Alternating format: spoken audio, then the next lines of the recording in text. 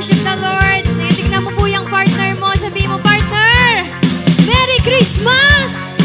Ayan, Christmas na po. Come on. Thank you, God, for today. We have the opportunity to worship you. Come on, church, to worship Him in this place. Come on, you sing. The herald angels sing, glory to the newborn King. Peace on earth and mercy mild, God and sinners reconciled. Joyful all in nations rise, join the triumph of the skies. With angelic hosts proclaim, Christ is born in Bethlehem. Hark the herald angels sing, glory to the newborn King. Hallelujah. Hark the herald angels sing. Come on, you declare and sing. Christ the highest heaven adored, Christ the everlasting Lord. Late in time, behold Him come, offspring of the Virgin's womb. Hail the flesh, the Godhead seed, hail the incarnate deity. Pleases man with man to dwell, Jesus our Emmanuel. Hark the herald angels sing, glory to the newborn King. We worship you, Jesus, in this place. We adore you, God. Come on, you sing, hark the herald. Hark the herald angels sing, glory to the newborn King. Hark the herald angels sing, glory to the newborn King. Hail the heaven-born Prince of Peace, hail the Son of Righteousness. Light and life to all He brings, risen with healing in His wings. Man He lays His glory by, born that man no more may die. Born to raise the sons of earth, born to give them second birth.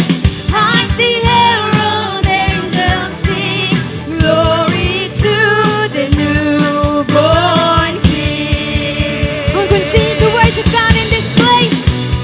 You have come, God, to save us. Come on, we declare, we sing. Our King has come. Our King has come.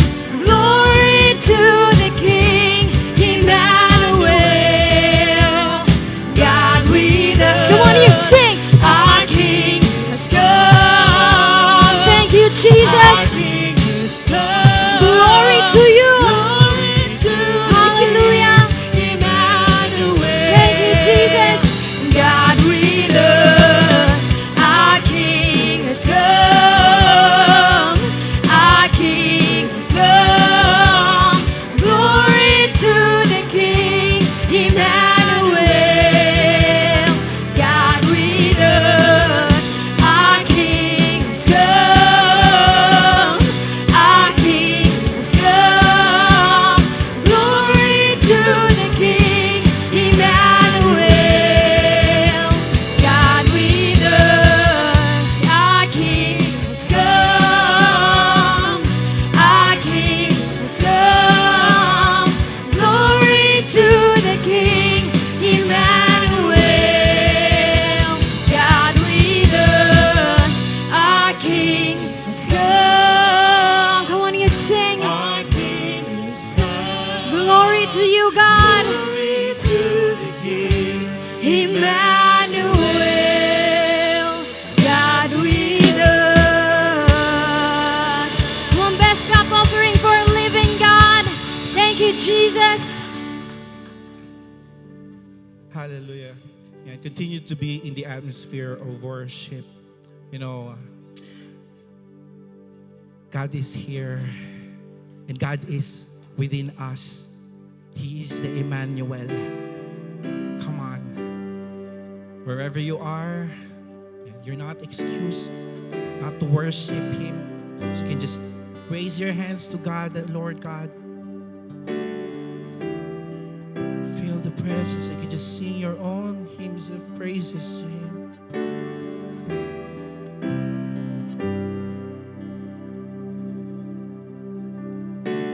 Spirit, fill this place. Fill this place of your presence. Oh, Jesus, our Emmanuel.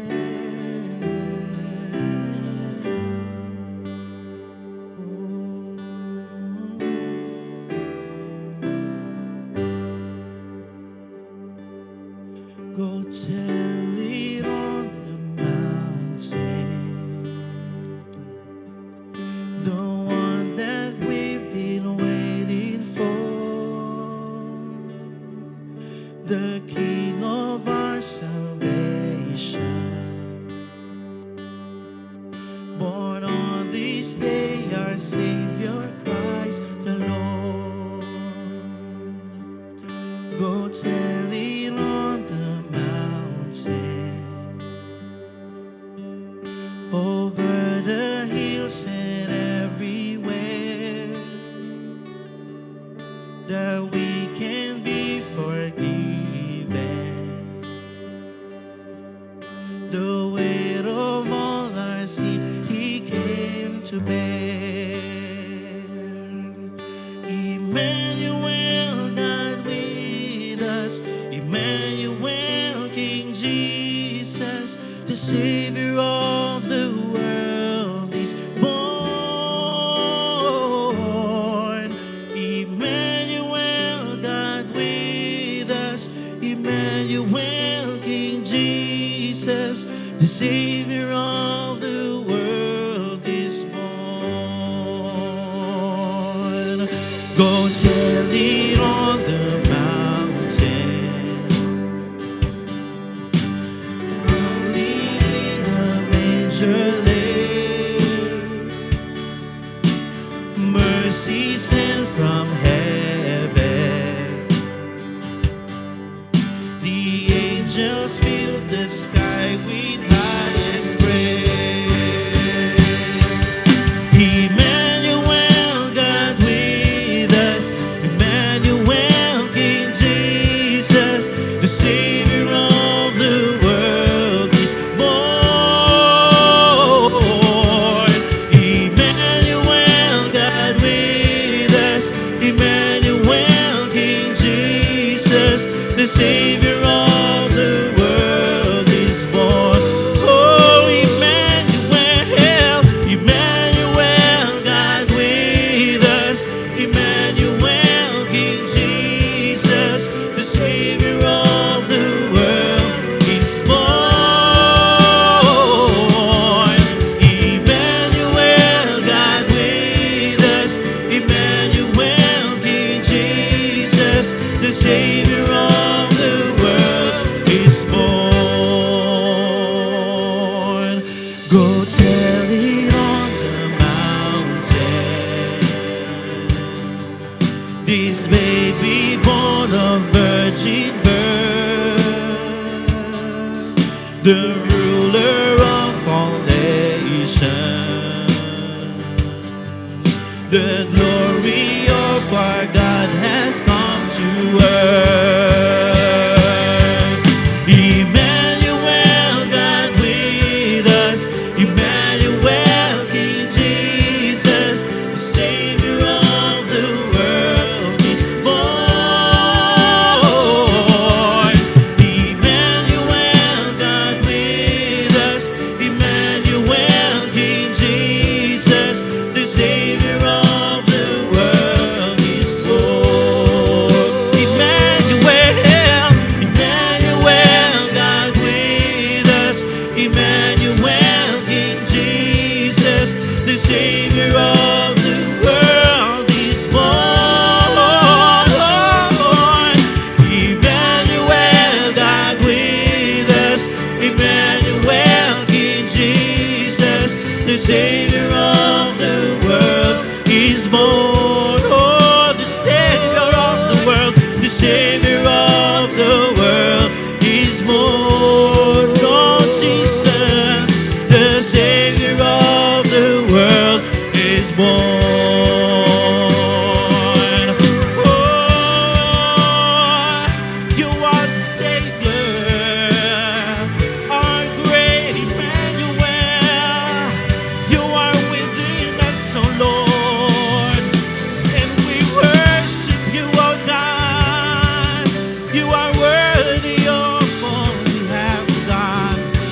church. Can you just declare now who He is in your life? Come on, you sing. Worthy is your name, Jesus. You deserve the praise. Worthy is your name. Worthy is your name, Jesus. You deserve the praise. Worthy is your name. Be exalted now in the heavens as glory fills this place. You alone deserve our praise. You're the name above all names. Be exalted now in the heavens as your glory fills this place. You alone deserve our praise. You're the name above all names. Be exalted now in the heavens. Come on, church. You glorify the name of Jesus. You alone deserve our praise. You're the name above all names.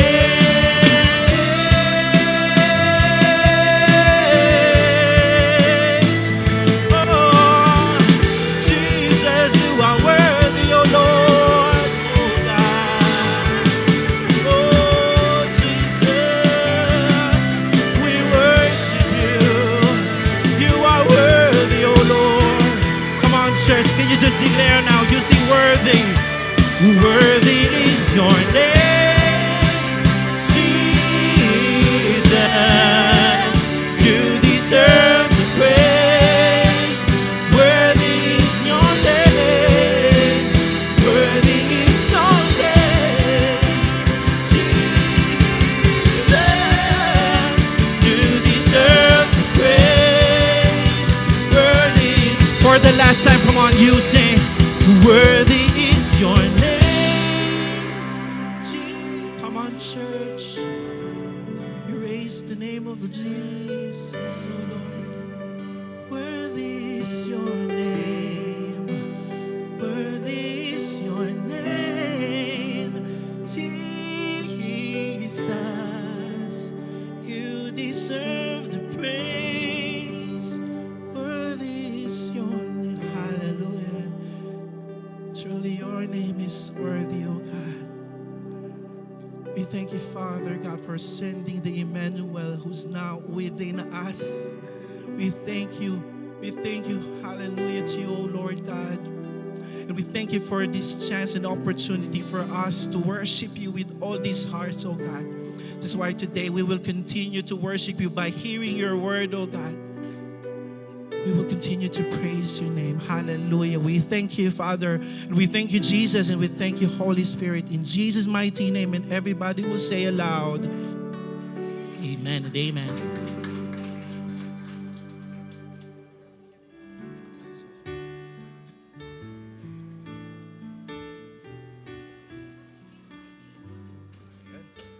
So, good day. Good day, Light Family. Good day sa ating lahat, sa online at on-site. Sino man po dito ang excited na magbalik kay Lord? Amen. So let us read 2 Corinthians chapter 8, verse 3 to 5. For I testify that they gave as much as they were able and were beyond their ability, entirely on their own. They urgently pleaded with us for the privilege of sharing in this service to the Lord's people, and they exceeded our expectations. They gave themselves first of all to the Lord, and then by the will of God, also to us. So how to be unrestricted in giving? First, give beyond our ability. For I testify, they gave as much as they were able and even beyond their ability, entirely on their own. The Macedonian church ay hindi mayamang church. Pero despite sa kanilang economic status, still, liberal sila in their giving. Pinapakita dito na hindi financial status ang magiging restriction sa isang taong generous. A person who is unrestricted in giving would go beyond just to express his devotion sa pag-support sa mga projects ni Lord through the church. So today as we give, let our giving be the expression of our support for the church. And the second one is give on our own initiative. They urgently pleaded with us for the privilege of sharing in this service to the Lord's people. Ang sabi, they urgently pleaded kay Paul para sa privilege maging parte ng service to the Lord's people through giving. Sila yung nagkusa actually and nagmakaawa na magbigay. Maraming taong gumagawa ng excuse to give, pero ibahin mo sila. They were begging to give. A person na unrestricted in giving ay yung taong sobrang bukas ang puso sa pagbibigay at nakikita itong susi to serve. So today, let us be inspired sa buhay ng mga taong grabe at radikal magbigay. Sabi sa verse 5, and they exceeded our expectations. They gave themselves first of all to the Lord, and then by the will of God also to us. The Macedonian church gave without restrictions. Hindi ang economic capability ang naging hindrance. At wala silang excuse sa pagbibigay. They want to be included in giving generously to support the churches. So as a challenge, let us be motivated by this. By these people na walang-wala, yet still generous sila. Ibigay ang deserve ng Panginoon. He deserves the best, yung hindi napipilitan at hindi nag-aalinlangan. Kaya naman, as we give our tithes and offerings, at habang nag-aanda tayo sa ating first fruits, let us be reminded to give sa Panginoon generously and willingly. And see for yourself kung paano mararanasan mo ang matinding favor at provision ng Diyos sa buhay mo. Hallelujah. Amen. So, let me share my testimony with you. This year has been a tough year for me. Binuo ng ups and downs, yet I am still here standing by the grace of God. Sobrang daming pwedeng testify, but we don't have much time. Not only God blessed me in material things, madami ring nabago ang Lord inside of me. How I see things, how I act in difficult times, how I give generously, kahit walang-wala na. Kahit hindi naman halata. Na walang...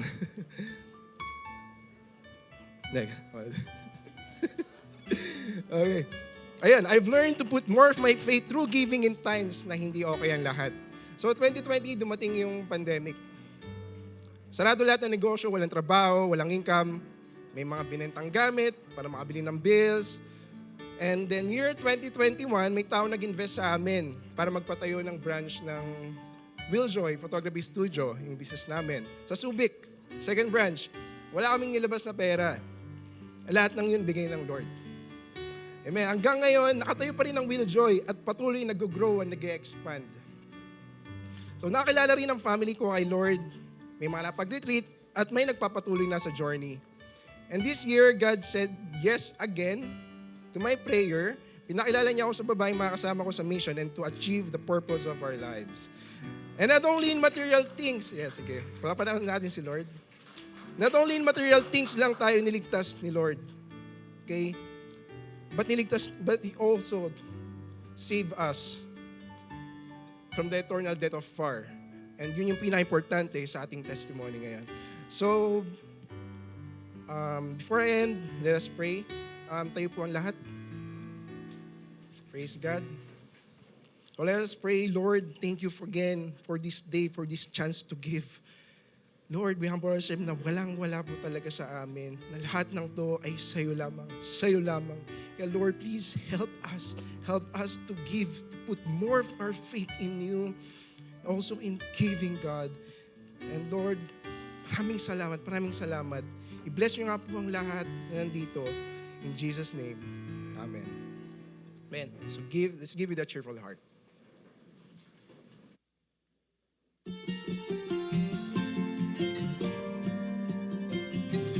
Blessed Blessed Sunday, Light family. I am Maria Cristiana de los Santos and I would like to testify how great the Lord is sa buhay ko ng buong 2023 simula nang binigay ko ang first fruit ko. To be honest po, it was a struggle for me because I was still a student that time. Pero binigay ko po yun ng willingly sa Panginoon because it was my way of saying na I worship you, Lord, and I obey you. And during that time po, kasama po sa first fruit ko na yun yung panalangin po about sa school ko, sa family ko, sa finances ko, and even po sa spiritual journey ko na kung saan I asked the Lord for growth. And nakita ko po na kumilos po talaga yung Panginoon sa buhay ko because in terms po sa pag-aaral ko, nakagraduate po ako. And hindi lamang po siya basta graduate na ganun lang, pero binigyan pa po ako ni Lord ng opportunities kung saan nakita ko po na nag-grow ako and nagamit niya po ako as bilang tao po na gustong gampanan yung role niya sa kanilang school. And in terms naman po sa family namin, kumilos po ang Panginoon sa family ko kasi hindi lamang po ako yung nagsiserve sa Panginoon, pero even po yung kapatid ko, yung isa ko pong kapatid, and even po yung mama ko na kasama ko po to worship and glorify the Lord through our lives. And doon din po kumilos yung Lord sa buhay ko, sa family namin kasi nagkaroon po kami ng maayos na relationship na kung saan mas na-enjoy ko po yung gift ng Panginoon, magkaroon ng isang maayos at blessed na pamilya. And in terms naman po sa spiritual aspect in my life, I thought po na hanggang doon na lang yung journey ko na walang mentee, kahit na tinatawag ko yung sarili ko na mentor, and I thought na hopeless na yung case na ganon. Pero the Lord showed me na may gagawin pa siya and may plano pa siya sa buhay ko. And through that po, pinakita sa akin ng Lord na napaka-faithful niya sa akin kasi dati lang po hinihiling ko lang na, Lord, sana meron akong mapag-life retreat. Lord, sana meron akong isang ma-mentor. Pero binigyan po ako ng Lord ng 3 mentees na kung saan lahat po sila nakagraduate na ng life retreat, nakapag-lifestyle, and even po nakapag-water baptism na. And through that po, nakita ko na grabe yung kilos ng Panginoon. And doon ko po na-realize na napaka-importante po pala ng pagbabalik natin sa Panginoon because that shows kung gaano tayo nagtitiwala ay naniniwala sa kayang gawin ng Lord sa buhay natin. And praise the Lord din po kasi currently naka-enroll po ako sa SOT 3 kung saan nagpapatuloy po ako sa journey ko. I encourage everyone to have that desire to give back to the Lord because through that, we show our respect, our love, and care for Him through our first fruit.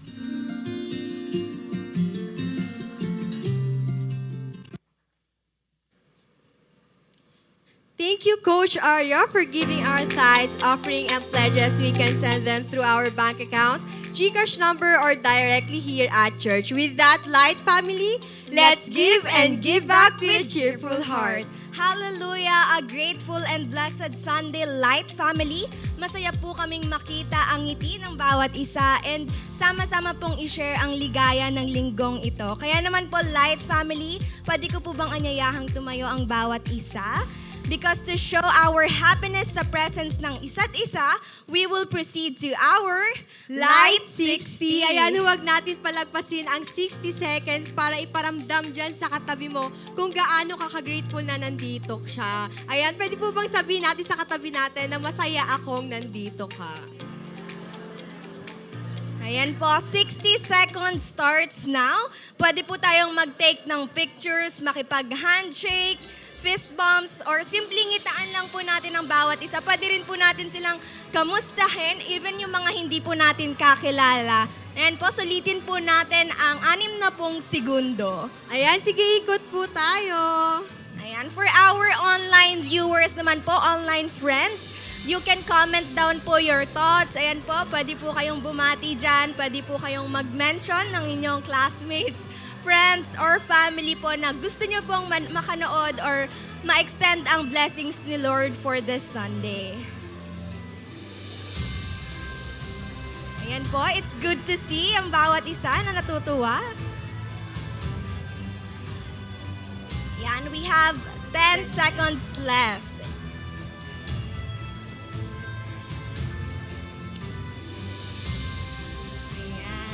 Ayan, like 60 is now over at pwede na po tayong umupo lahat. And I know na excited po ang bawat isa na papakinggan yung topic natin for today. Ayan, amen po ba? Amen. Amen. But before that, syempre, let's be first updated sa mga kaganapan sa ating simbahan. That means it's time for Light News. Light Family, unang-una na nga po dyan is we still have our volunteers fair. Ayan po, ongoing pa rin po ito because nangangailangan po ang ating church ng mga volunteers. Kaya naman po, kindly listen carefully na lang po sa mga ministries that you can be part of. First is we have graphic artists and video editors, catering ministry, prison ministry volunteers, police ministry exhorter volunteers, and kids ministry. We also have the content creators, website developers, consolidation ministry, live streaming and coverage, and lastly, Marshall. Kaya naman po, if you have a passion to any of these ministries po and you would like to contribute your time or your talents, please approach our service directors right after po ng ating celebration for a short interview lang po. Here are the designated time for our service directors. For 8 a.m. po, we have Coach Ian Aguilar. Ayan, we can approach him po after ng ating celebration. For 10:30 a.m. naman po, we have Coach Jeremy Clavo. For 4 p.m., we have Coach Bert Angelo Araha and Coach J.R. Navida for 7 p.m. Ayan, next naman po, sino dito ang mga SOD graduates? Ayan, palakpakan po natin sila because they will be having a SOD graduation.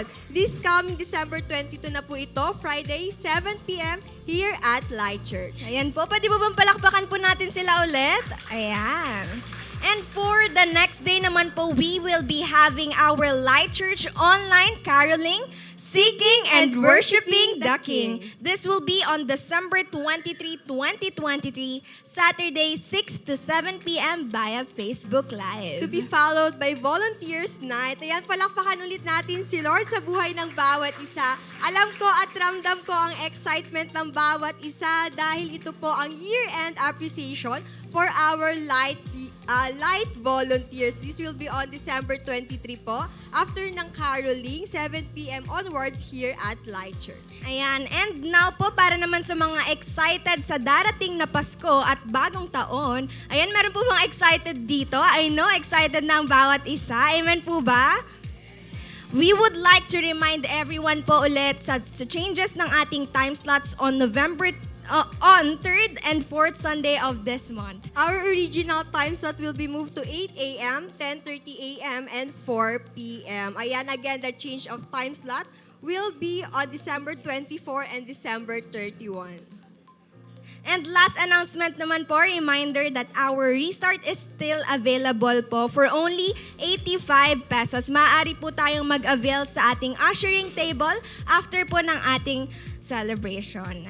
And that's all for our Light News. For more details and inquiries, you may contact your network leader or your mentor. Ayan, thank you so much, partner. This time naman po, Light Family, of course, masaya po nating i-greet ang ating first-timers and new friends online and on-site. Ayan, for our first-time online viewers, if this is your first time worshiping with us and want to be part of our growing family, kindly type connect sa ating comment section and right after this, may magme-message po sa inyo.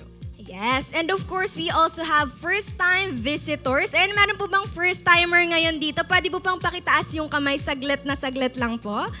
Ayan, palakpakan naman po natin si Lord sa buhay ng ating first-timers.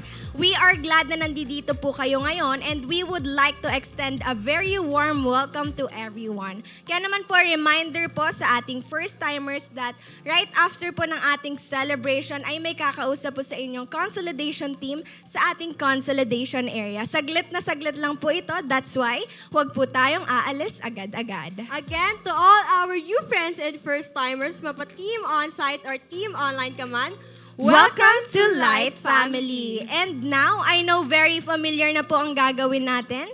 Pwede po bang sabay-sabay po nating ilabas ang ating gadgets or any other electronic devices? Ayan po.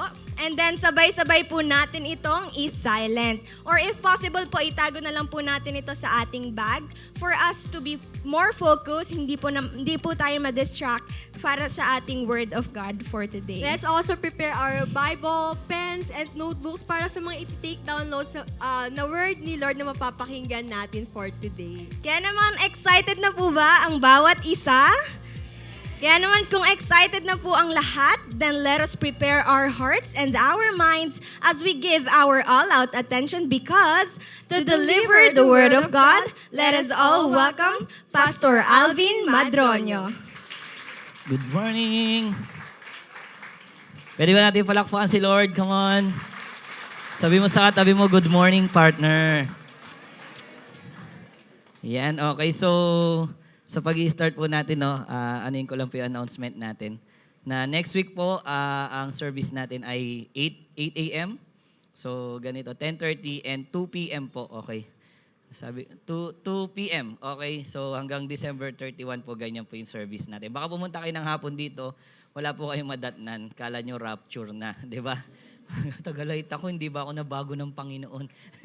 Okay, so hanggang 2 p.m. lang po, okay, para pagdating ng hapon, kanya-kanya na tayong uwi, sa kanya-kanyang bahay na tayo. Kami rin sa Castillejos, 4 p.m. kasi ang service namin doon, gagawin naming 9 a.m. naman. And then sinabi ko na rin sa inyo, baka dumalo kayo next week doon, wala na yatang simbahan dito. Okay? So sabi mo sa katabi mo, wag kang mawawala. Okay?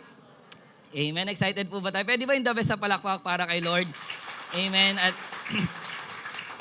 ilang araw na lang po Pasko na, tama po ba? Tingnan mo yung katabi mo, suit niya na ba yung pamasko niya?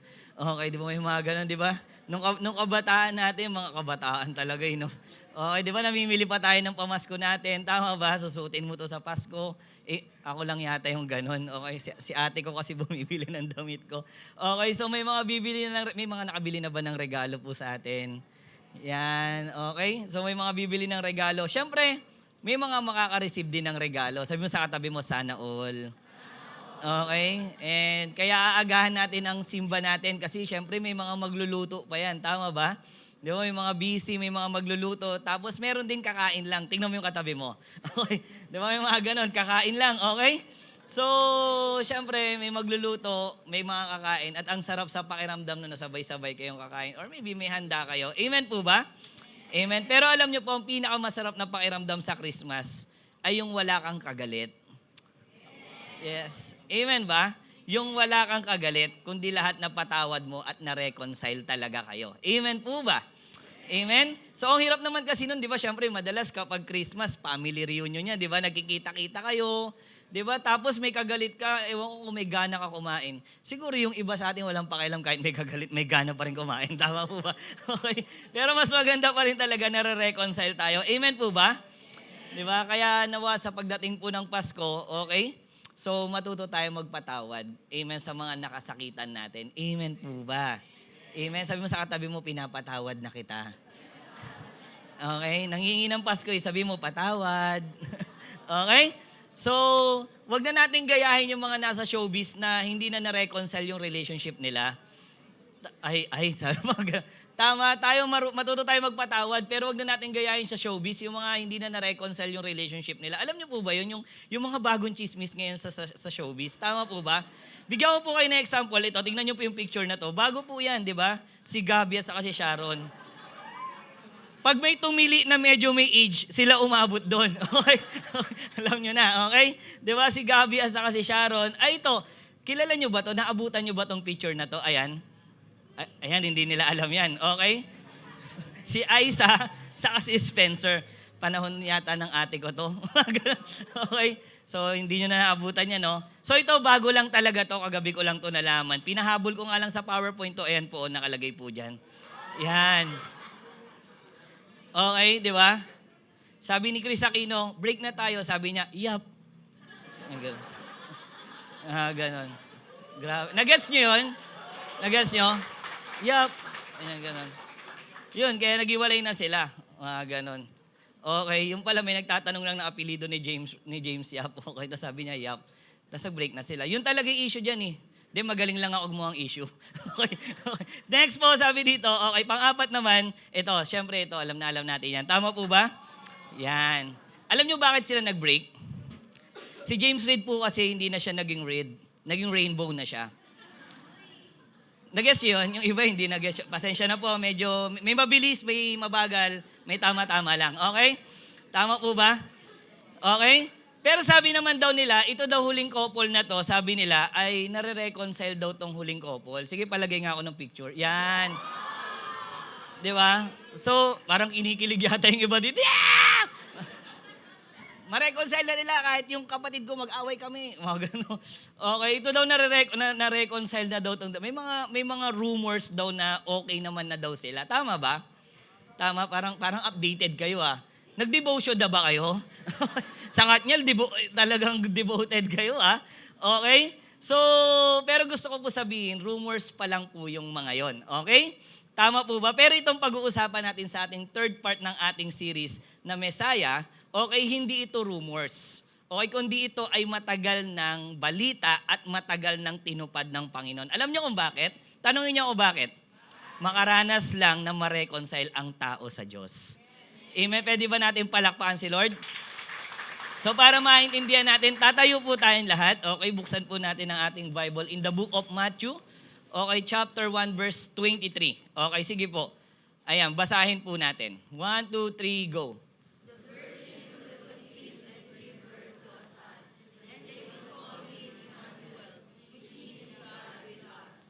Yan, okay. Meron ba Tagalog? Okay, yan. Sige, 1, 2, 3, go.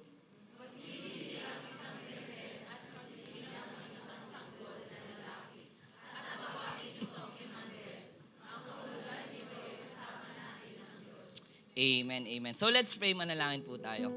Lord, maraming salamat po sa umagang to na pinagkaloob mo sa amin. Salamat, Lord, kasi magki-Christmas pero nauunawaan namin kung ano yung message ng Christmas. Bakit ka po, Panginoon, pumarito? Bakit ka dumating sa mundo na to? At least naaayos yung mindset namin pagdating sa Christmas, Panginoon, na maybe kinalakihan na namin, naging culture na namin. Pero itong mga message na to, Panginoon, ito yung nag-aayos talaga ng buhay namin, nag-aayos ng pamilya namin, nag-aayos kung sino kami, kung ano dapat namin gawin, Panginoon. Kaya salamat po, Lord, kasi mas lalong lumalalim ang pagkakaintindi namin sa pagparito mo kung bakit ka napunta dito. Lord, yun pala ay para sa amin, sa ikaayos namin. Kaya po, hayaan mo, Lord, sa umagang to, maunawaan pa namin ang salita mo at patuloy kami lumagot, lumalim, lalong-lalo na sa pagmamahal namin sa iyo, Panginoon. Maraming salamat po, in Jesus' name we pray. Amen, amen, amen. Sige po, makakaupo po tayong lahat. Hallelujah. So, this verse po, ito po yung plano ng kapanganakan ng Panginoong Hesus. Okay? So, plano ng kapanganakan ng Panginoong Hesus. Ngunit, sabi mo nga, ngunit ang magko-conceive sa kanya, ang magbubuntis sa kanya ay isang babaeng betrothed. Okay, betrothed, at ang pangalan niya ay Mary. Okay? So, ngayon, dahil pagbubuntis siya ni Mary, napakalaki po ng conflict. Napakalaki ng conflict kasi that time, hindi pa consummated ang kanilang kasal. Papaliwanag ko yan mamaya. Hindi pa consummated ang kanilang kasal, meaning, wala pang honeymoon kasi wala pa sila sa actual ceremony. Nakukuha natin, wala pa sila sa actual ceremony. So, para mag-gets po natin ganito, para mag-gets natin, sa kanila po kasi may tinatawag na betrothal period. Sa panahon nila, sa kanila, hanggang ngayon, may tinatawag silang betrothal period. May dalawa kasing stage ang kasal sa kanila. Nakukuha po ninyo? Okay, bigyan ko kayo ng 2 stage of betrothal. Unang-una yung contractual arrangement. So ito yung pinagkasundo na sila. Nakuha nyo, pinagkasundo pa lang sila. Pero yung woman o yung babae, hindi pa siya titira sa asawa niya, kundi doon pa rin sa magulang niya for 1 year. Nakuha niyo, pinagkasundo sila, part yun ng kasal nila, kasal na kayo, pero hindi pa titira yung babae sa lalaki. Kundi 1 year, nakatira pa rin siya saan? Sa magulang niya. Nakukuha niyo? So kasal na sila, pero sa ganitong stage, hindi pa sila pwedeng magsama at hindi pa sila pwedeng magtalik. Nandiyan po ba kayo?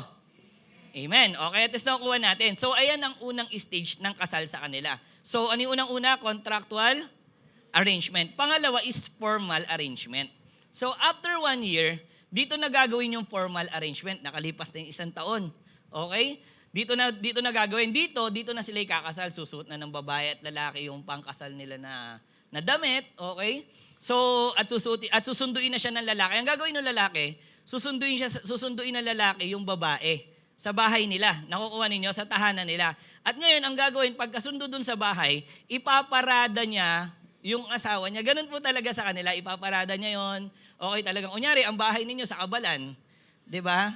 Tapos yung bahay ng babae sa may, doon, ano ba yun? Anrakels. Tapos yung bahay ng lalaki sa Baloy, ang haba nun. Ganon po talaga nila, ipaparada po talaga, napapakita nila, kasal na po talaga sila. Wala pa pong mabilis na sasakyan nun, camel pa lang. Tama po ba? So ganon sa kanila hanggang makarating sa tahanan ng lalaki. Nakuha po ninyo. So at doon na magaganap ang consummation ng wedding. Diba? Diba yung mga kasal na dito, diba marami ng consummation kayo? Diba? Nakuha ninyo? Amen po ba? So doon na magaganap yung consummation ng wedding at pwede na sila, mag-asawa na sila, pwede na silang mag-honeymoon, wala nang bawal. Ganon po sa kanila. Nakukuha po natin. Amen?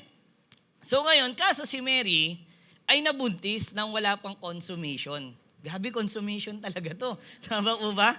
Wala pang consummation ng kasal. Kaya ngayon, ano mangyayari? Ituturing ito na kasalanan. Nakukuha po nyo. Okay? At sa kanila po, ito tuturing tong kasalanan kasi nabuntis si Mary na wala pa yung part 2 ng wedding nila. Eh di ba sa part 1 hindi pa pwedeng magtalik? Nakukuha ninyo? Eh kaso nabuntis na si Mary. Okay? So ngayon sa kanila pag ganito may parusa. Okay, may parusa dito. At pwedeng patayin, okay, ng community by stone to death si Mary. Grabe no? Kapag nalamang nabuntis siya, nang hindi pa siya kasal. Wala pa yung part 2. Series kasi yan eh. Okay? Tama po ba? So kaya binalak siyang hiwalayan. Tignan mo, kaya nga sabi sa Bible binalak siyang i-divorce. Bakit mo i-divorce kung hindi mo pa asawa? Ibig sabihin, kasal na sila. Kaso nga lang, meron silang 2 stages. Nakukuha po ninyo? Amen? So ngayon, ngunit, plano siyang hiwalayan ni Joseph. Ngunit si Joseph, kinausap ng Panginoon sa isang panaginip. Yan, buti pa dito sa isang panaginip, kinausap siya. Sabi dito, okay, tingnan nyo sabi sa verse, Matthew 1 verse 20 to 24. Sabi dyan, sige. Sabi dito, ngunit, habang pinag-iisipan ito ni Joseph, kasi plano niyang hiwalayan nagpakita sa kanyang panaginip ang isang anghel ng Panginoon. Sinabi nito sa kanya, Jose, anak ni David, huwag kang matakot na pakasalan si Maria, sapagkat ang sanggol na dinadala niya ay mula sa Espiritu Santo. Magsisilang siya ng isang batang lalaki at Jesus ang ipapangalan mo sa kanila sa sanggol sapagkat ililigtas niya ang kanyang bayan sa kanilang mga kasalanan. So nangyari nga ang lahat ng ito upang matupad ang sinasabi ng Panginoon sa pamamagitan ng propeta. Maglilihi ang isang birhen at magsisilang ng isang sanggol na lalaki at tatawagin itong Emmanuel. So ang kahulugan nito ay kasama natin ang Diyos. So nang magising si Jose, sinunod niya ang utos ng anghel ng Panginoon at pinakasalan niya si Mary. So naniwala si Joseph, sinunod niya yung panaginip niya. Buti ba si Joseph na sumusunod sa panaginip? Yung katabi mo tumataya sa weteng Uy, magandang numero yan. Anong numero nito? Tama po ba? Siya hindi. Tama po ba yung panaginip mo? Di ba? Ano mo na naginip talaga ako ganito? Di ba? Ano kayang tumbok nito? Nakasumagano ka pa, no? Okay.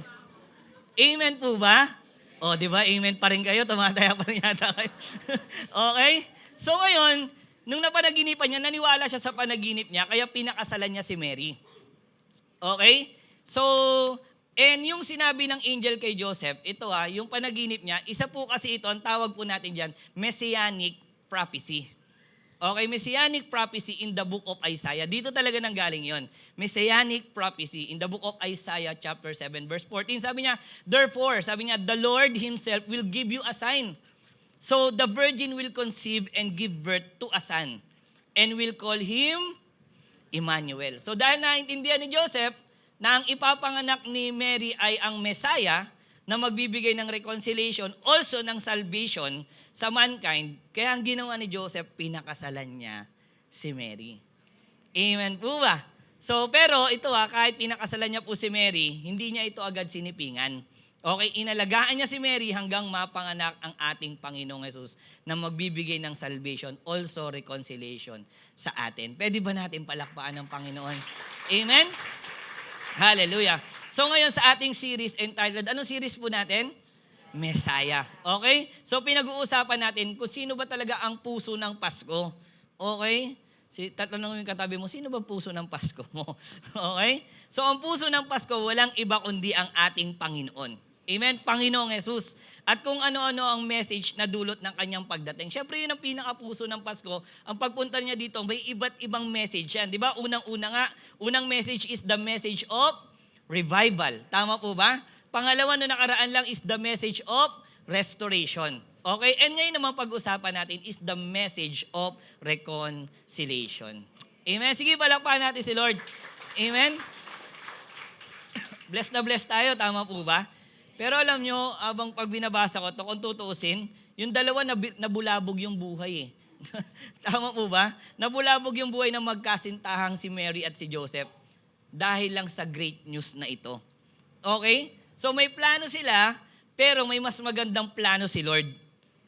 Tama, may plano sila, pero may mas magandang plano si Lord, kaya nagpasakop sila sa plano ng Diyos. Dahil alam nilang ito ang matagal na pangako ng Diyos upang ma-reconcile ang tao sa Diyos. Amen? Kaya ngayon pag-usapan natin, the two evidences, okay, of the message of reconciliation. Dalawang evidence. Okay, unang-unang evidence is, number 1, the virgin will conceive. Okay, the virgin will conceive. Yan. Okay, sabi dun sa verse, the virgin will conceive and give birth to a son.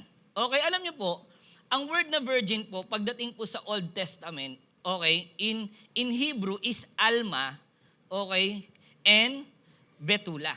Okay, yan po, pag nabasa nyo sa Old Testament, alam naman natin ang Bible, may Old Testament, may New Testament. So, pag nagbabasa kayo sa Old Testament, minsan may mababasa ang virgin, nakalagay doon, tignan mo yung Hebrew niya, yung original translation ng Bible. Nakalagay doon, Alma or pwedeng Betula, may mga ganon.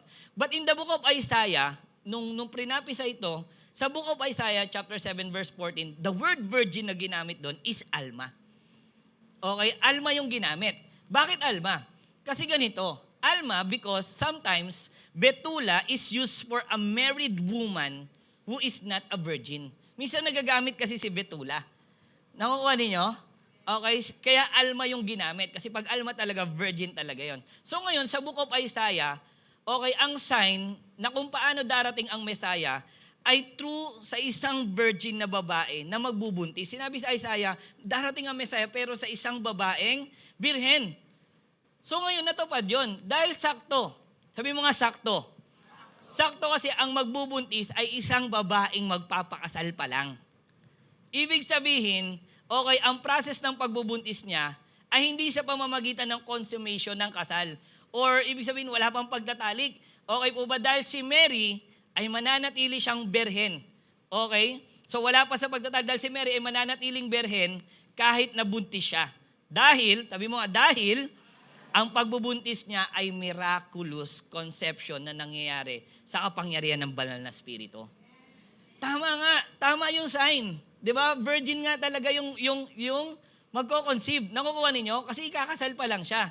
Siguro medyo nag-iisip tayo ngayon, church, nag-iisip tayo, porket ikakasal pa lang, virgin na. Tama po ba? Nandiyan po ba kayo? Kasi sa panahon natin, tama ba, may mga kinakasal na hindi na na-preserve yung purity. Amen po ba?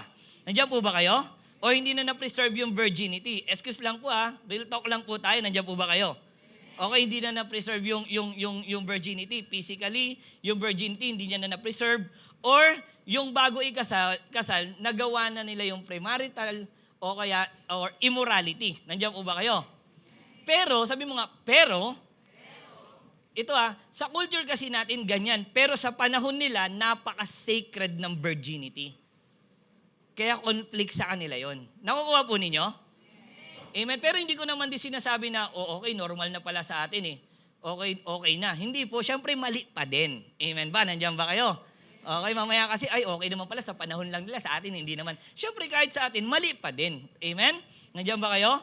Ngayon, ito yon. Sa kanila, sacred yung virginity. At sa panahon nila, kapag hindi na pure ang babae, hindi na pure ang babae, pwede itong hiyain at ipapatay in public. Kunyari, yung babae lang, nagpakasal kami nung babae. Yung babae na yon, hindi siya buntis. Hindi lang siya buntis. Okay? Wala rin naman siyang boyfriend or asawa. As in, single siya. Pero hindi na siya pure. Hindi na siya virgin. Pero pag nagpakasal kami, pwede ko siyang hiyain. Nandiyan ba kayo? Ganun sa panahon nila. Gusto niyo maintindihan? Tingnan niyo po Deuteronomy. Balik tayo sa Deuteronomy. Okay, chapter 22, verse 13 to 21. Medyo mahaba to. Sabi dyan, kung pinakasalan ng isang lalaki ang isang babae, at pagkatapos magtalik ay inayawan niya ang babae, at pinagbintangang hindi na ito birhen ng pakasalan niya, dudulog sa mga matatandang pinuno ng bayan ang mga magulang ng babae. Dala ang katibayan ng pagkabirhen ng kanilang anak nang ito'y mag-asawa. Next, sabi niya ganon, ganito ang sasabihin ng ama, ipinakasal ko sa lalaking ito ang anak kong babae, ngunit ngayon ayaw na ng lalaking ito ang anak ko. 17, sinira niya ang puri ng aking anak at ipinamalita niyang hindi na ito birhen ng pakasalan niya. Subalit narito ang katunayan ng kanyang pagkabirhen. At ilalagay nila sa harapan ng matatandang pinuno ang damit na may bahid ng... So gets na natin, alam natin yan, dugo ng babae. Pagkatapos nito, huhuli ng mga pinuno ng bayan ang lalaki at kanilang hahagupitin. Next, bukod doon, siya'y pagmumultahin ng 100 pirasong pilak at ito ibibigay sa ama ng babae dahil sa ginawa niyang paninirang puri sa isang babaeng Israelita. Sila'y mananatiling mag-asawa at ang babae hindi na maaaring palayasin at hiwalayan ng lalaki habang siya'y nabubuhay. Next, sabing gano'n, tignan niyo po. Ngunit, kung totoo ang bintang at walang makitang katunayan ng pagiging birhen, ilalabas ang babae sa may pintuan ng bahay ng kanyang ama, babatuhin siya roon ng mga kalalakihan ng lungsod hanggang sa mamatay sapagkat gumawa siya ng malaking kasalanan sa bahay mismo ng kanyang ama. At ito'y kasuklam, nakita ninyo, nagawain sa Israel. Sa ganyang paraan ninyo aalisin ang ganitong uri ng kasamaan sa inyong sambahayan. Nakuha ninyo? Ganyan sa panahon nila. Tama po ba? So pag hindi na virgin yung babae, kahit single pa siya, pwede siyang i-stone to death. So si Mary was the right woman na pinili ng Diyos na magbubuntis sa Messiah dahil siya ay virgin. One important sign of Messiah is the virgin birth. Nakuha mo? Okay, kasi pwedeng maraming sabay-sabay na pinanganak eh. Sino dito? Sino dito? No, ganun, di ba? Pero isa sa sign is the virgin birth. So ito ang tanong ko sa inyo ngayon. Anong significance nito? Anong kahalagahan nito ng virgin birth para sa ating reconciliation? Bakit virgin birth pa? Nakukuha ninyo? Para ma-reconcile ako, bakit kailangan virgin birth? Nandiyan po ba kayo? May kasama po ba ako dito? Okay, bakit kailangan virgin birth for the coming of the Messiah? Bakit kailangan yan? Alam niyo kung bakit? Dahil ang Savior ng sangkatauhan ay dapat, ang Savior ng sangkatauhan ay dapat 100% na tao. Pero, dapat siya ay sinless. Nakuha ninyo? Kaya virgin birth. Ibig sabihin, dapat siya ay sinless. Ibig sabihin, hindi siya napasahan ng imputed sin. Nandiyan ba kayo? Or napasang kasalanan ng unang Adan, okay? Di gaya nating lahat. Ganito kasi yan. Papaliwanag ko yan. Ang sinless humanity ni Jesus ay na-preserve ng virgin birth. Yung sinless na humanity, yung sinless humanity ni Jesus, na-preserve siya ng virgin birth. Meaning, hindi kasi ganito. Hindi nabuo si Jesus sa sinapupunan sa pamamagitan ng pagsisiping. Nandiyan ba kayo? Hindi siya nabuo galing sa sperm ng lalaki. Kasi pag galing sa sperm ng lalaki, mai-impute sa katawan niya yung sin. Nandiyan ba kayo? At least nagigets na natin. Tama po ba? Okay, hindi sa pagsisiping ng dalawang tao, kundi sa kapangyarihan ng banal na Espiritu by overshadowing of the Holy Spirit. Nandiyan ba kayo? Kaya kung si Jesus ay born of Joseph kay Mary, kung si Jesus ay born of Joseph kay Mary, meaning, pasintabi lang po, okay, pasintabi lang po pero kung siya ay bunga ng sexual intercourse, kunyari ng isang mag-asawa, at seed siya ni Joseph, he would have possessed the sinful nature. Mapopossess niya yung sinful nature. Okay? But because of the virgin birth, walang imputation of sin sa humanity ni Christ. Amen? Walang imputation ng kasalanan sa pagkakatawang tao ng Panginoong Yesus. Kaya making Him sinless. So ibig sabihin, lumalabas na ang humanity ni Jesus is not the first Adam. Tayo kasi galing tayo kay Adam eh. Pero yung humanity niya is not the first Adam na makasalanan. But the Messiah is called the second Adam. Amen? Dahil siya ay sinless and of the virgin birth. Ibig sabihin, si Mary ganito siya. okay, si Jesus, hindi nawala yung virginity ni Mary para mabuo si Jesus. Nawala yung virginity ni Mary nung lumabas si Jesus. Diyan ba kayo? Grabe, no? So, the virgin birth preserved. Kaya ang ganda nito. Okay, the virgin birth is important. Sabi mo nga, important. Kasi is that it preserved the truth that Jesus is fully God, also fully man at the same time. Ganda, no? At least ngayon naiintindihan natin. So, the virgin birth, kasi kailangan talaga virgin birth. Bakit? The virgin birth, sabi ito, preserve the holiness. Diba? Preserve the holiness of the deity in the human flesh of the Messiah. Kaya nga magugulat ka, naging possible ang God in the flesh. Di ba si Jesus Christ? He is God, also He is human. Nandiyan ba kayo?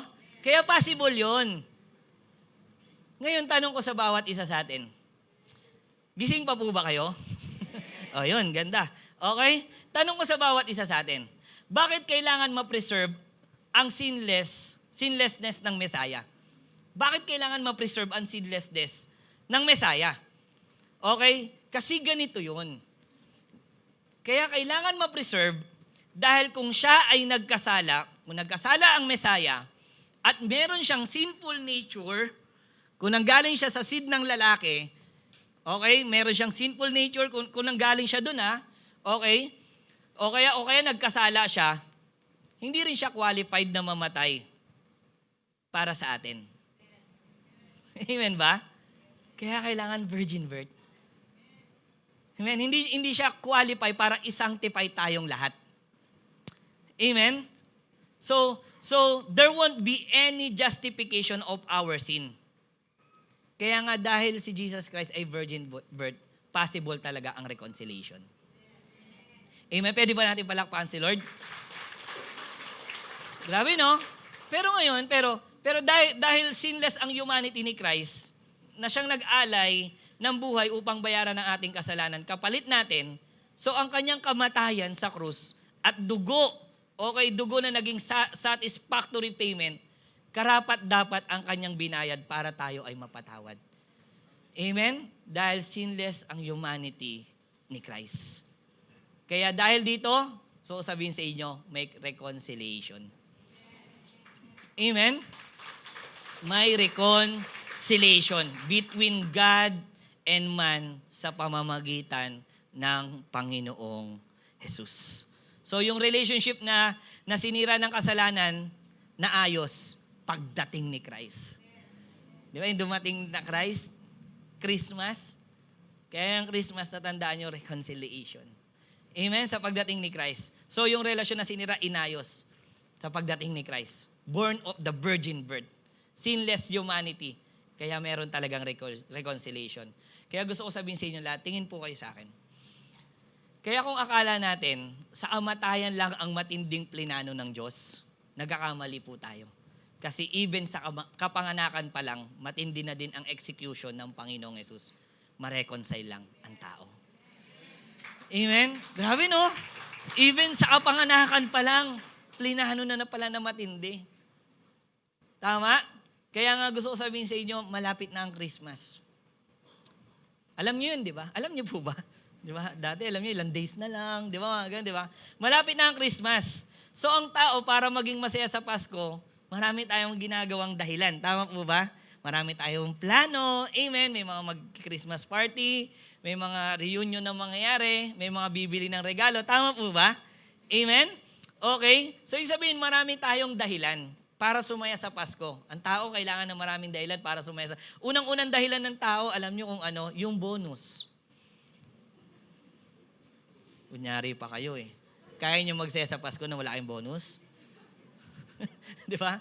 Wala man lang akong 13-month pay o 14-month pay. Mga ganun, no? Tama po ba? Wala man lang akong 15-month. Alam ko may mga umaabot ng 15-month daw dito eh. Okay? O kaya naman, sabi nila, para sumaya daw sa Pasko, dahil sa regalo, kailangan may natatanggap na regalo yung katabi mo. Tama? Tapos may natanggap siyang regalo, ito lang. Ang liit. Ganon. Ang cheap naman, 500 lang. Nakaks, mga ganon na no? Pamasahe lang to eh. Sabi nila, dapat daw may handa. Okay, dapat punong-puno ng handa, may naihanda, may naluto. Okay? Sabi nila, dapat may pamasko, may party, may kasiyahan dapat sa tahanan, may party dapat sa bahay. Tapos sabi naman ng mga single, dapat daw may jowa. Okay? Taas ang kamay ng gusto magka-jowa. Okay, alam nyo na yon. Okay. Kunyari pa sila eh. Sana all daw single mom yun eh.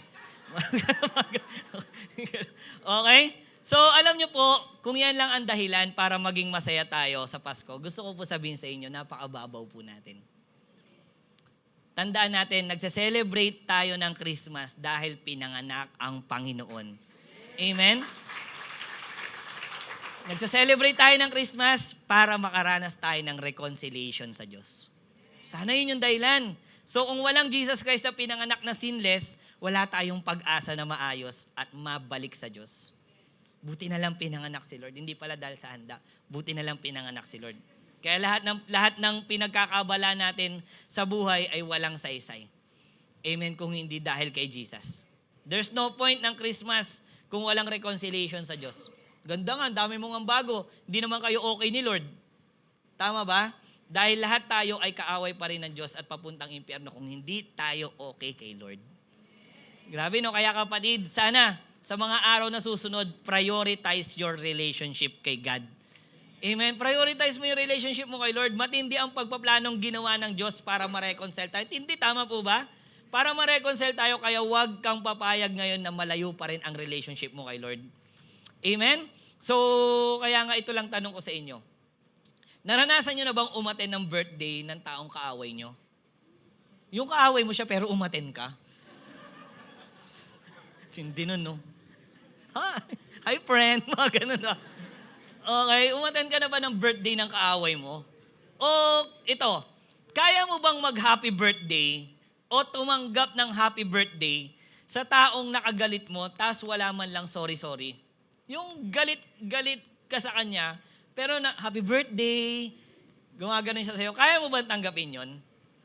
So, ganun din po sa relasyon natin kay Lord. Ang Pasko ay tinuturing natin na birthday ni Jesus. Sana naman maayos ang relasyon natin sa Kanya. Amen?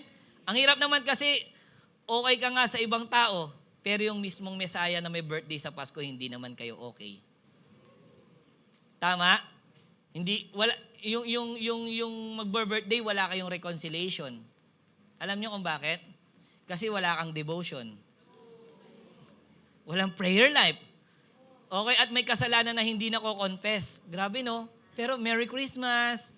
Sabi na may birthday, hindi nga tayo okay. Hindi ka ba invited eh. Tama po ba? Ang hirap nun, no? Tama, kaya ayusin natin yung relasyon natin sa Panginoon. Be reconciled with Jesus, the Messiah. Pwede ba natin palakpakan ng Panginoon? Ayusin natin. Amen? Makipag-ayos tayo sa Panginoon. Amen? So, yan yung number 1. Number 1 is, okay, the virgin will conceive. Number 2, okay, number 2 evidence is the boy will be called Emmanuel. Okay, the boy will be called Emmanuel. Sabi to, and they will call Emmanuel, which means God with us. So pag sinabi mo kasing Emmanuel, is compound Hebrew word with 3 parts. Naka-compound yan, okay, sa tatlong parte, yung Emmanuel. Okay, pakita po namin. Sabi na, ibig sabihin, ang ibig sabihin kasi ng is a preposition meaning with, na with. Okay? Sabi niya dyan, so yung ano naman, okay, ito yung nagtatanong ka, ano? Ganon. A pronoun suffix meaning as. At yung L naman is the singular. Kuha nyo? The singular name for God. Bakit singular lang? 3 sila. Kasi kanino ba naka-pertain yan? Kay Jesus. Amen? Singular name. So kaya nga ang Emmanuel, ang ibig sabihin is God with us. Amen? So this name was a prophecy na may Messiah na darating at tatawaging Emmanuel. So at tama nga na yung Messiah ay Emmanuel, na God with us. Na pumunta talaga, God with us po talaga siya. Kasi pumunta talaga siya dito sa mundo at sinamahan niya talaga yung tao. Tama nga. Amen? Pumunta siya dito at sinamahan niya yung tao. So, kasi ganito yan eh. God is Spirit, nakalagay yan dyan. God is Spirit, Spirit si Lord, But through the Messiah, dahil sa Messiah, God came into the flesh to be with man and walk with man.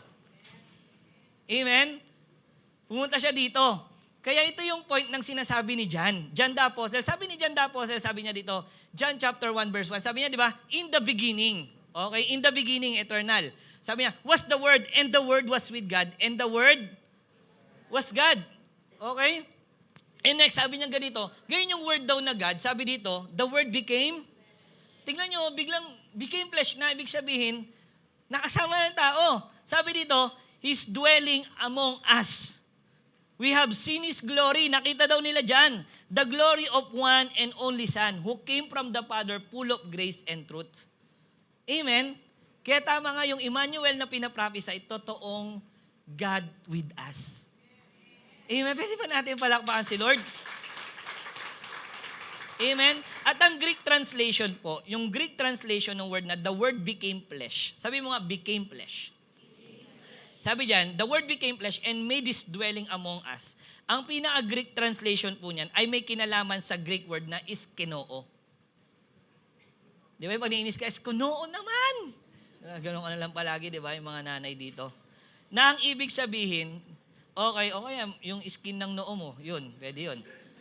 Okay, ang ibig sabihin niyan is to tend or encamp, or to occupy or to reside. Yan pala ang ibig sabihin niyan. Ibig sabihin ganito, kung paanong si God, ganda nito kung nababasa mo yung Old Testament, ang sarap. Kung paanong si God ay lumulukob at bumababa sa tent of meeting ng tabernacle, noong Old Testament, sa tent of meeting nila, bumababa si God. Okay, nandiyan ba kayo? Bumababa si Lord doon.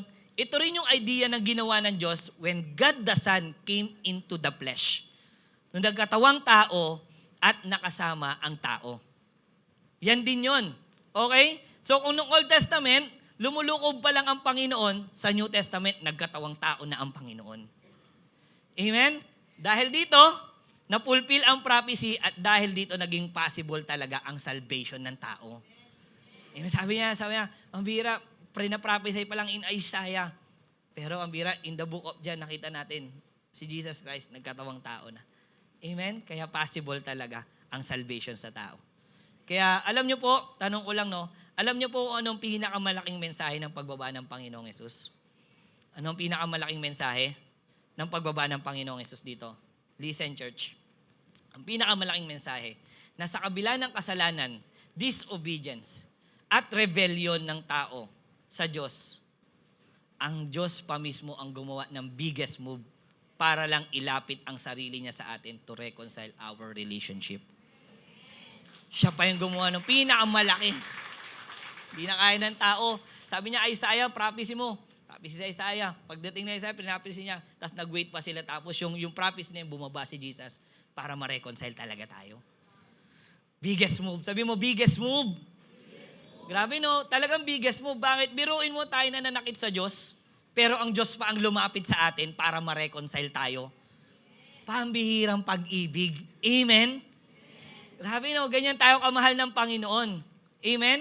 Alam niyo po, ito lang sa atin. Okay, alam niyo po ang tao kapag may kagalit. Sino dito may naging kagalit ka na? Lahat tayo, tama? Ang tao kapag may kagalit yan, napaka-pride. Tignan mo, tingin nyo sa akin Galit po kayo sa akin? Napaka-pride ng tao. Kapag may kagalit yan, ang pride ng tao. Gagawin yan, lalayo, di mamamansin, imbiyer na daw siya dyan, imbiyer na ako sa'yo. Aalis, magka-cancel, di ba mga ganun no? Di na kita friend, mga ganun, tapos na, FO na tayo, next FO. Alam ng mga galing sa mga nanay, FO. Di ba? UFO, di joke lang po. Di ba? Friendship, over na tayo, mga ganun, di ba? Friendster pa yun Facebook na tayo. Galing po kay Carla yun. Okay? Di ba may mga ganun tayo, hindi na namamansin. Alam niyo masakit?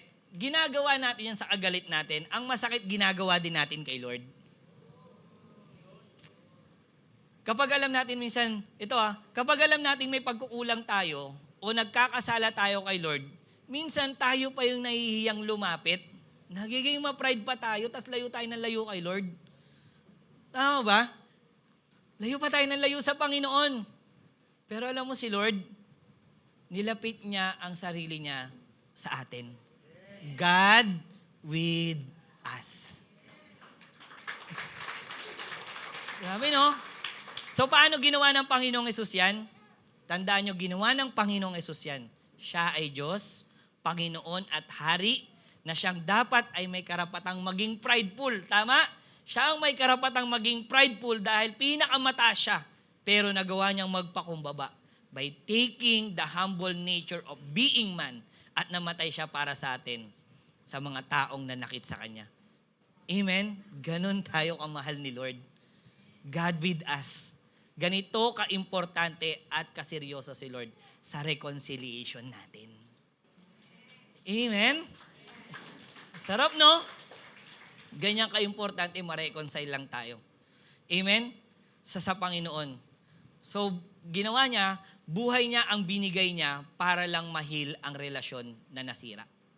Para ma-reconcile tayo, buhay niya mismo yung binigay niya para mahil ang relasyong nasira. Sabi nga sa John 3:16, tingnan mo, for God so loved the world that He gave His one and only Son, that whoever believes in Him but have eternal life. Sino yung binigay? Yung anak.